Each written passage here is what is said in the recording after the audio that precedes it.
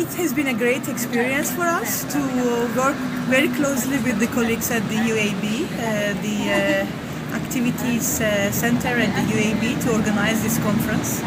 As you can imagine, it is not an easy task. It's a daunting task to organize a major conference in different country every year. Our success depends on the professionalism and devotion of the people that we work. And in Barcelona, with the colleagues at the UAB, we have really enjoyed their professionalism and we have benefited from all their kind help and cooperation.